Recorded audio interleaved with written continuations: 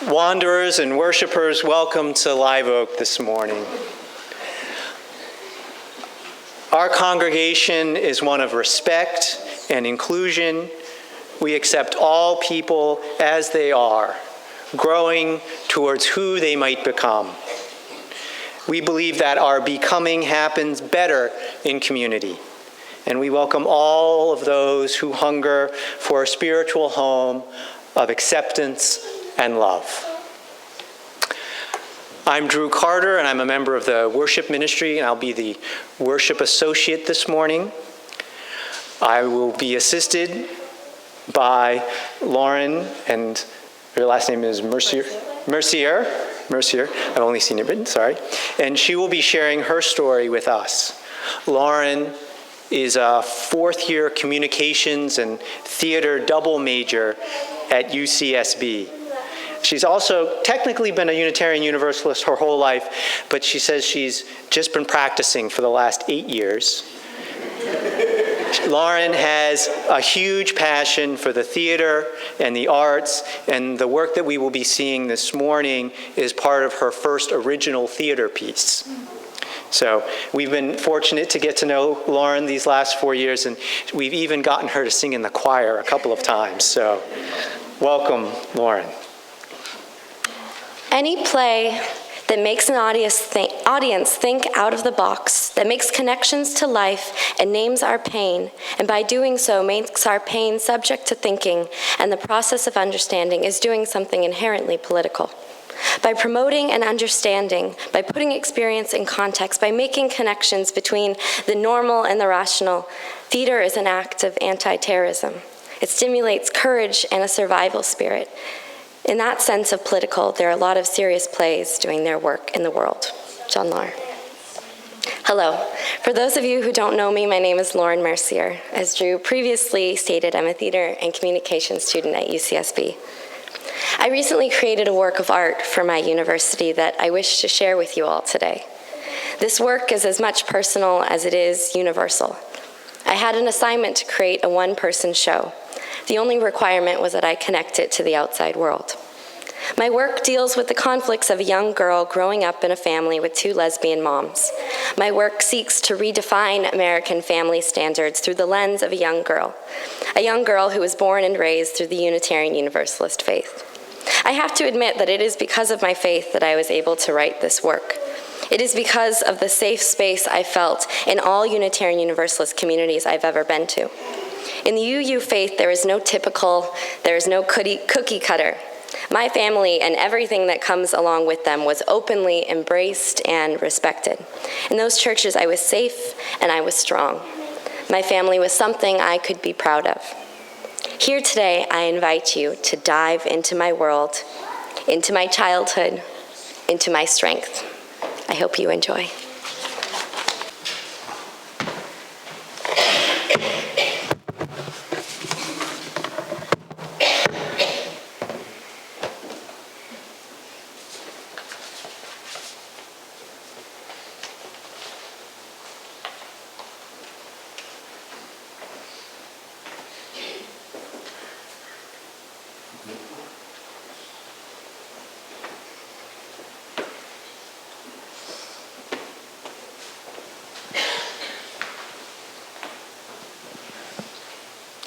Dear donor, here is a story of you and me.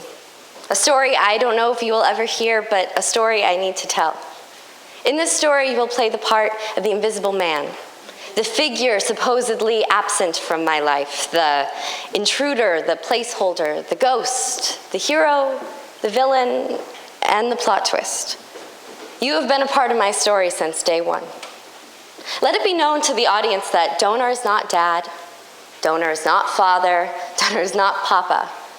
Donor is biological in a sentimental world and the sentimental mind of a young girl. Daddy's little girl paints the world with her magic wand. Daddy's little child waves goodbye to the morning tide that greets me. Though we're apart, she's a part of me. Let it be known to the audience that I, Lauren, have never, until 1 month ago, looked at any bit of information about my donor. I never saw his picture, never read his file, never delved into the world of my 8 biological siblings. I, Lauren, did not want to know. Why didn't I want to know? Wasn't I curious? Didn't I feel like part of me was missing? I was scared to know you. I was scared to know what color your hair was, what your dreams were, what you majored in college. Would it somehow reflect on me? What would it mean if I knew something, anything about the man with whom I shared half my DNA? Dear donor, I don't know if we will ever meet, and if we do, I don't know what we'll talk about or how much I'll say. I wonder if I'll tell you about this performance I'm doing at my university that's all about you.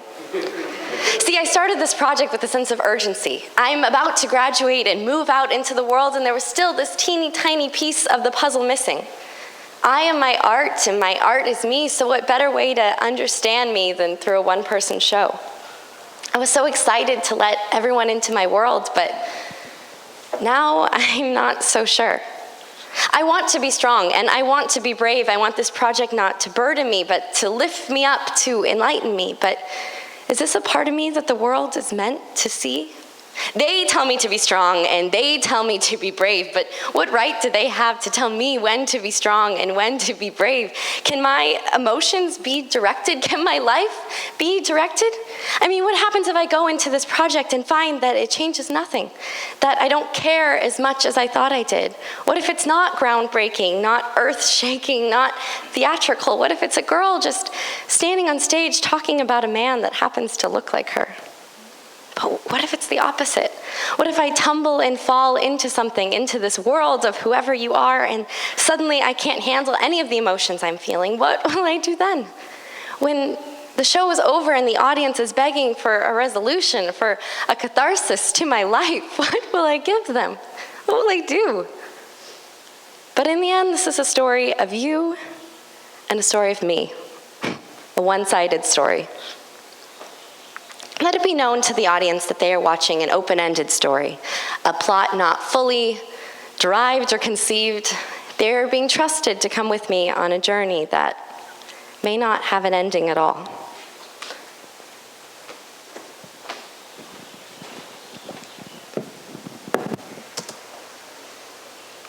Hi, my name is Lauren. Hi, my name is Lauren Mercier. Hi, I have absolutely no idea what I'm doing, but my name is Lauren.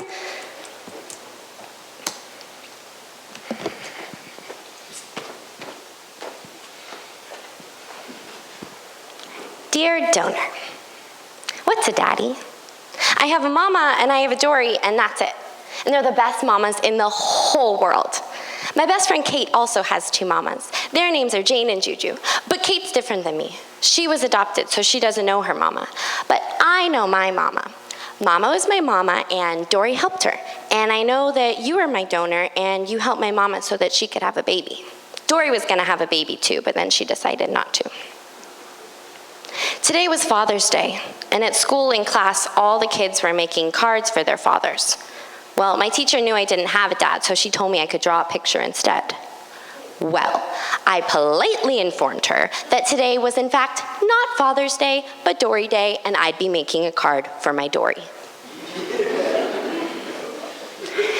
Donor, my moms tell me that I'm special because you were special. She told me that you were someone she would have liked to know in real life. Sometimes I lie awake at night and like to imagine you. Are you light-skinned with a beard? Or tall with dark skin? Are you an explorer traveling to far-off places? Are you a cat person or a dog person? Do you like Cher? Are you anything at all like me?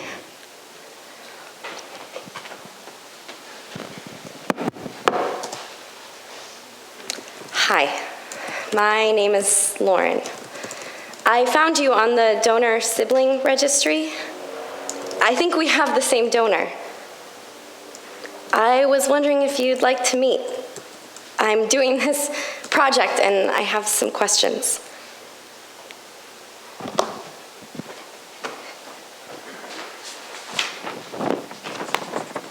Here's a picture of my dad.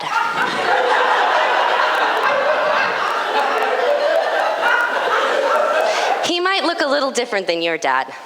That's because I was born with the help of a sperm donor. Now, what's a sperm donor, you may be asking? A sperm donor is a man who donates sperm to families that can't have a baby the typical way. The California Cryobank has thousands of different sperm donations. So one day, my mom decided that she wanted to have a baby. However, my mom's lesbian, so she wasn't interested in having a baby the typical way. So she decided to use a sperm donor. My mom went through many different packets. See, when a donor donates, he has to fill out a packet of information about himself, including his hair color, eye color, family history, as well as IQ, occupations, and hobbies. My mom searched and searched, and finally she found him. He was Italian and English and working as a sailing instructor. He described himself as adventurous, honest, and optimistic. This was the one my mom was going to use to have her babies. So 8 months later, I was born, and 15 months after that, along came my sister.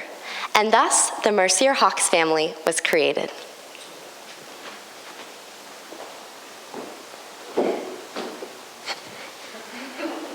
Dear donor, I'm different. I never got it before, but now I do. Other kids have normal families. They have mothers and fathers and brothers and sisters, and they never have to be embarrassed about anything. I don't have that. I have a weird family. No one else in the 7th grade has 2 moms, and everyone would think it's so weird. It's my deepest, darkest secret. Sometimes I feel bad because I don't want both my moms to pick me up at my friend's house. I just don't want my friends' parents knowing that I have 2 moms. And it sucks because I'm scared that if they knew that maybe I wouldn't be able to hang out there anymore. I mean, why can't I just have a normal mom, like a PTA mom, like everyone else's mom? And you know what's worse is not just do I have 2 moms, but my moms work. None of my friends' moms have to work. Marissa's mom just goes to the spa all day and takes her shopping wherever she wants. Why can't I just have a mom that does mom things and a dad that does dad things? It's not fair. Dear donor, today I heard about this thing called Prop 8. Everyone at my high school is talking about it. Apparently they're trying to take away the rights of gays and lesbians to be married. That is totally and completely wrong. I'm currently the president of the Gay Straight Alliance at my school, and I'm totally going to work on the campaign. See, since coming to high school, I realized that having 2 moms isn't such a bad thing. Actually, people here think it's kind of cool. And I don't know, it makes me feel like I kind of have a right to care about things like Prop 8, and no one can tell me that my feelings are wrong. I love my moms, and I am so proud of them. And I believe that every child with 2 moms has a right to feel like they are part of a family that is recognized by the state. Obama, Obama, let mama marry mama. Obama, Obama, let mama marry mama.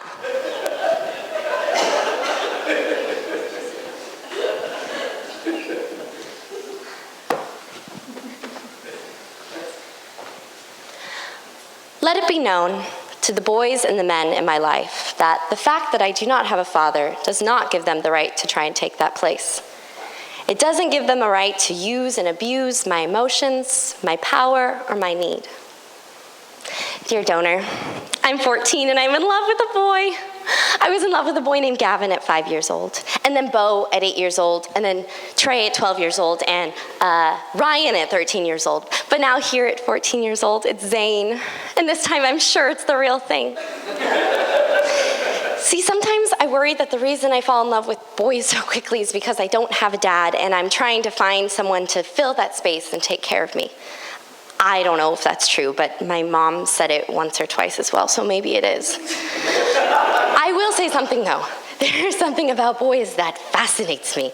I mean, there are foreign species. Growing up in a family of 4 women, there were no boys around. But I love them. But now I love this one. He saw me in the chorus of the school musical, and he said he had to meet me. He understands me. He takes care of me. It's me and him against the world. Dear donor, what's love supposed to feel like? I know what my moms say it is, but part of me worries that maybe what they think of love isn't the same for me. I mean, is homosexual love the same as heterosexual love? It can't be. I mean, do they know what I'm going through? If I had a dad to talk me through all this, what would he say? What would he do? Would it be different than it is right now? Dear donor, I think I misunderstood love. I wanted to be wanted, but he controls me. I wanted to be needed, but he needs too much. I wanted to be loved, but my love was abused. I think I misunderstood love. I think I misunderstood trust. I thought to be abused was to be wanted, to be needed was to be loved.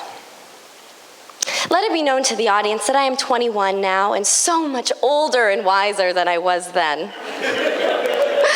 I still don't know if I understand what love is, but I understand what love is not. Love is not control and restraint. Love doesn't have to do with the absence of a father figure. Love isn't about a hole in me that needs to be filled. Love is baked banana muffins in the morning. Love is curling up under the covers and watching old movies all day. Love is tales of kings and queens before bedtime. Love is something my mothers gave to me in such abundance that I should have never misunderstood what love could be. Dear donor, it would appear that I didn't need you to figure out what love is. Let it be known to the audience that I, Lauren, still love with an incredible passion. I still dive headfirst into the passion of new love. My heart has not been broken, maybe bruised from time to time, but bruises heal and leave no scars.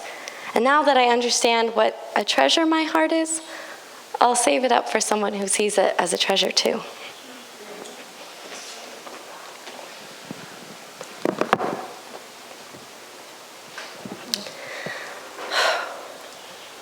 Dear donor, I'm not really even sure how you write a letter like this. I don't know if I should be writing it at all. I don't actually know what I'm sorry. Let me start over. Hi, my name is Lauren.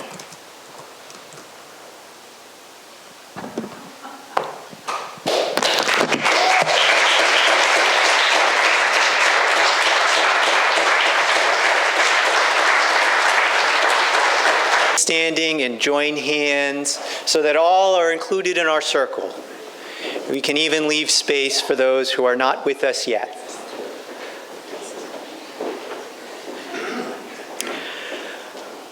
Our faith and this congregation is dedicated to the proposition that behind all our differences, beneath all of our diversity, there is a unity that makes us one and binds us forever together. In spite of time and death and the space between the stars, we pause in silent witness to that unity. May the blessings of love be upon you. May love's peace abide with you. May love's presence illuminate your heart now and forevermore. So be it. Amen. Blessed be. And now, as we extinguish the light of our communal chalice, our service truly begins.